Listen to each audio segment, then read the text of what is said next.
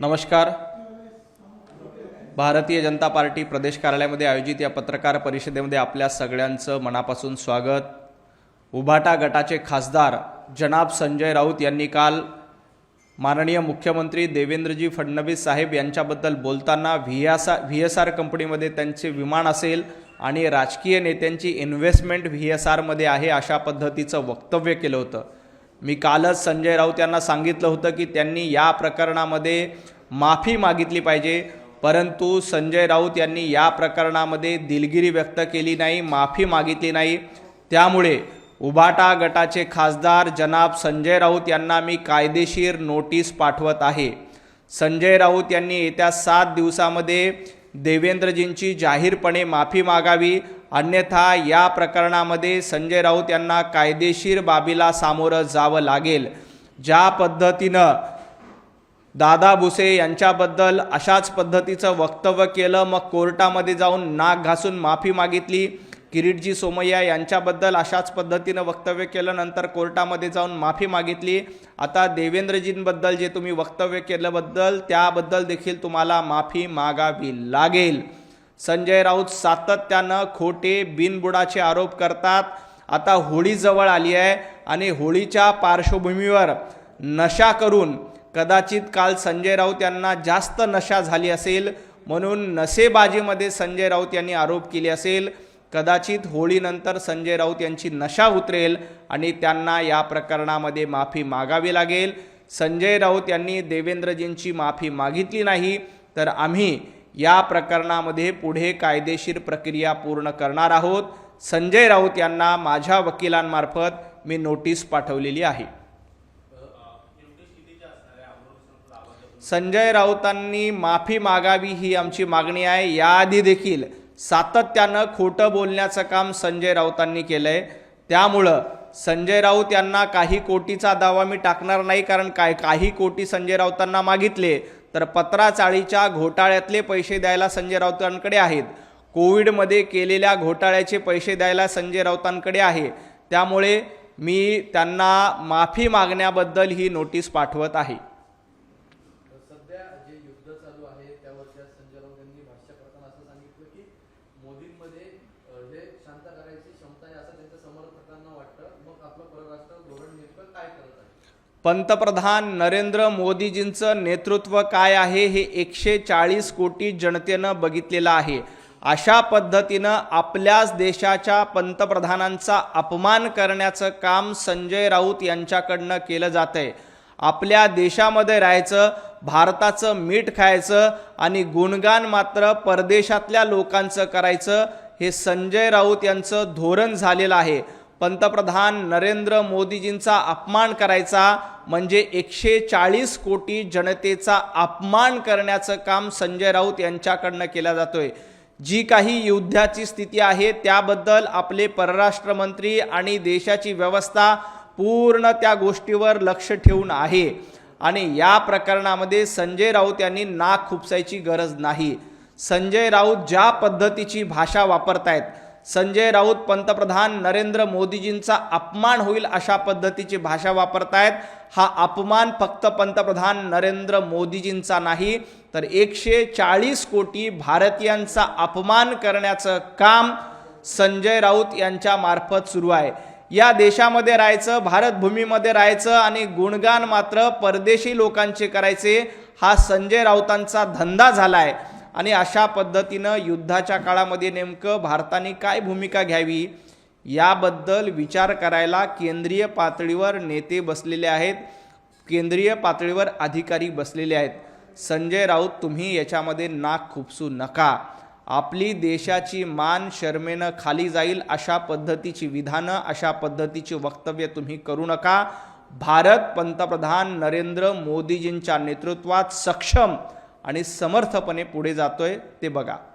देशामध्ये युद्ध सुरू असलेल्या पट्ट्यामध्ये अनेक भारतीय पर्यटक त्याचबरोबर भारतीय अडकून पडलेले आहेत, त्यांना देशामध्ये परत आणण्यासाठी उपाययोजना तातडीने करायला हव्यात असं संजय राऊत यांनी म्हटलेलं आहे। केंद्रीय परराष्ट्र मंत्रालयानं याबद्दलची ॲडवायझरी जाहीर केलेली आहे। त्यामध्ये जे कोणी आखाती देशामध्ये आपले भारतीय नागरिक आहेत त्यांना सुरक्षित स्थळी हटवण्याचं काम यंत्रणांकडे केलं जाईल। त्याबद्दल संजय राऊतांनी चिंता करू नये. संजय राऊत आपल्या पक्षामध्ये आपली काय अवस्था आहे त्याचा जास्त विचार करा. तुम्ह्याच्या उभाटा गटामध्ये तुम्हाला कोणी विचारत नाहीत. अधूनमधून काँग्रेसची प्रवक्तेगिरी करणं, अधूनमधून शरद पवारांची प्रवक्तेगिरी करणं हा तुमचा धंदा आहे. आखाती देशामध्ये जे युद्धजन्य स्थिती आली आहे तिथे काही भारतीय नागरिक अडकलेले आहेत. त्यांना सुरक्षितपणे भारतामध्ये आणण्यासाठी पंतप्रधान नरेंद्र मोदीजींचं नेतृत्व सक्षम आहे. त्याबद्दल संजय राऊतांनी चिंता करण्याचं काही कारण नाही. संजय राऊत आपल्या पक्षामध्ये काय अवस्था आहे त्याचा विचार करा.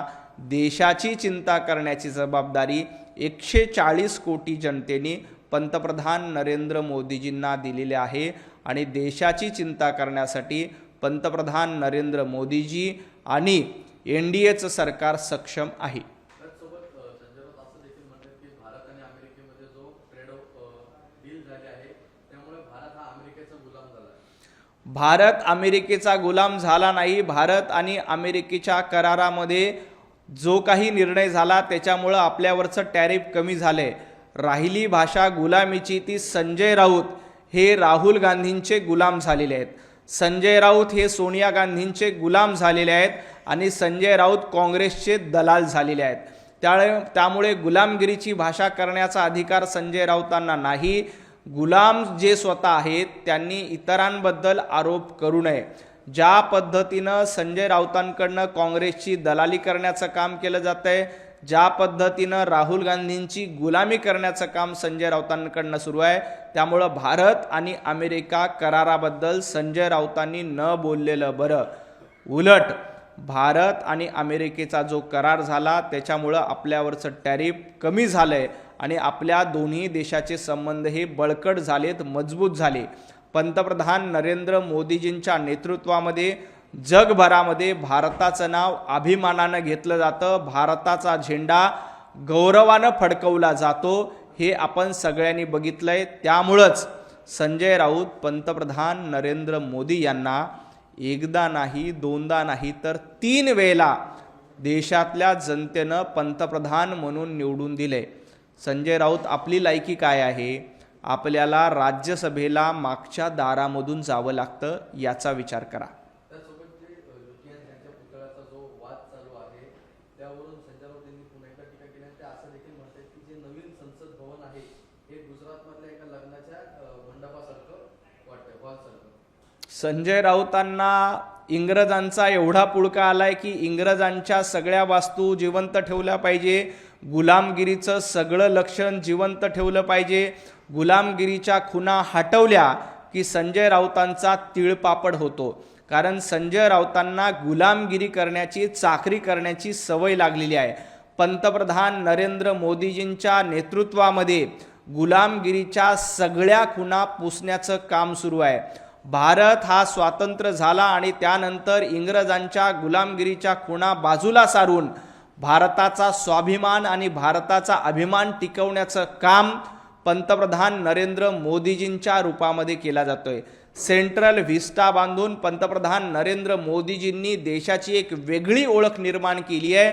परंतु संजय राऊतांना ते बघवत नाही, कारण तिथं सेंट्रल व्हिस्टामध्ये हिंदुत्वाचे प्रतीक असलेल्या काही गोष्टी आहेत आणि संजय राऊतांना जेव्हापासून काँग्रेसची चाकरी करायला लागलेत त्यामुळं हिंदुत्वाच्या प्रतीकाबद्दल त्यांना अभिमान वाटत नाही. त्यांना त्याबद्दल लाज वाटते. त्यामुळं ते सेंट्रल व्हिस्टाला लग्नाचा मंडप म्हणतील, आणखी कशाला अजून काहीतरी म्हणतील. संजय राऊत, तुम्हाला लग्नाचा मंडप आठवत असेल तर तुम्ही त्याबद्दल आपल्या सेंट्रल व्हिस्टासारख्या मोठ्या वास्तूचा अपमान करतायत की जिथं लोक बसतात, ते लोकशाहीचं मंदिर असतं.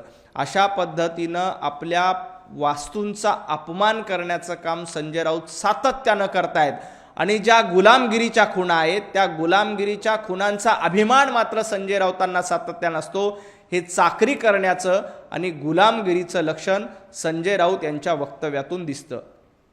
दिवंगत उपमुख्यमंत्री अजित पवार यांच्या विमान अपघाताच्या चौकशीचा प्राथमिक अहवाल काढला आणि त्यामध्ये घातपाताच्या अनुषंगाने जे काही मुद्दे रोहित पवारने उपस्थित केले होते तशा कुठल्याही मुद्द्यावर अनुसरून भाष्य करण्यात आलेलं नाहीये. हा अपघात ही मानवी चूक, कमी दृश्यमानता आणि त्या विमानतळावरती असणारे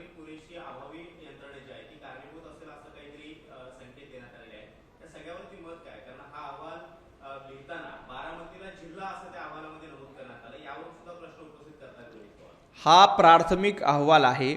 यामध्ये विस्तृतपणे CBI मार्फत देखील चौकशी होणार आहे, CID मार्फत चौकशी सुरू आहे.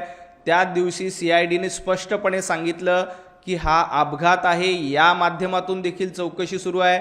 हा घातपात होता का, या अँगलने देखील चौकशी सुरू आहे. आणि हा निष्काळजीपणा होता का, या तिन्ही अँगलनी चौकशी करण्याचं काम CIDच्या मार्फत केलं जातं. यातला एक प्राथमिक अहवाल आता आलेला आहे. याशिवाय येणाऱ्या काळामध्ये CBI देखील या प्रकरणाची चौकशी करणार आहे. CIDच्या मार्फत ऑलरेडी चौकशी करते. आंतरराष्ट्रीय पातळीच्या काही संस्था देखील या प्रकरणाचा तपास करतायत, चौकशी करतायत. त्यामुळं आपण पूर्ण चौकशी होईपर्यंत याची वाट बघितली पाहिजे.